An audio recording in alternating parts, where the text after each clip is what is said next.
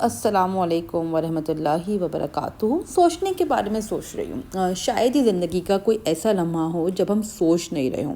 مسلسل ہر وقت دل کی دھڑکن کی طرح، سانسوں کی طرح ہماری سوچ جاری ہے۔ ہر انسان ہر وقت کچھ نہ کچھ سوچ رہا ہوتا ہے۔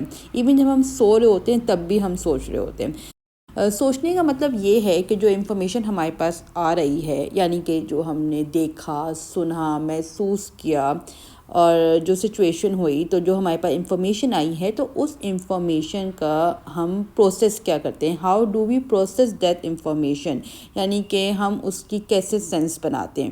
تو کچھ لوگ تو ہوں گے جو ہرانے والی انفارمیشن پہ تھوڑا سا اوپر سوچ کر آگے بڑھ جائیں گے، لیکن کچھ دماغ ایسے بھی ہیں جو اس انفارمیشن کو چھانٹیں گے اپنی زندگی کے لیے، سوسائٹی کے لیے، نفع کے لیے، بینیفٹ کے لیے، اس انفارمیشن کو سارٹ کریں گے اور پھر وقت لگا کے جو یہ امپورٹنٹ، ریلیونٹ، فائدہ مند انفارمیشن ہے اس کو فردر پروسیس کریں گے اور اس پہ ایفرٹ کر کے اس کو مزید سوچیں گے۔ جب امتحان میں کوئی سوال آتے ہیں نا تو در حقیقت دا تھیوری بیہائنڈ اس کہ وہ سوال ہمیں کوئی اسپیسیفک ڈائریکشن میں ٹاپک کے بارے میں سوچنے پر زیادہ سوچنے کے لیے ٹریگر کرے گا اور پھر ہم اس کا جواب لکھیں گے۔ اسی طرح جب زندگی میں مسئلے آتے ہیں تو وہ بھی ایک طرح کا ٹریگر ہوتے ہیں کہ اس بارے میں سوچا جائے اور اس مسئلے کو حل کیا جائے تاکہ پھر ہماری لرننگ ہو۔ اسی طرح جب ہم قرآن کی آیات پر تدبر کرتے ہیں، سوچتے ہیں، سمجھتے ہیں تو وہ بھی ہماری سوچ کو ایک سمت دیتی ہیں، ایک ڈائریکشن دیتی ہیں جن پہ ہم فردر سوچ سمجھ کر اپنی لرننگ ڈیولپ کر سکتے ہیں۔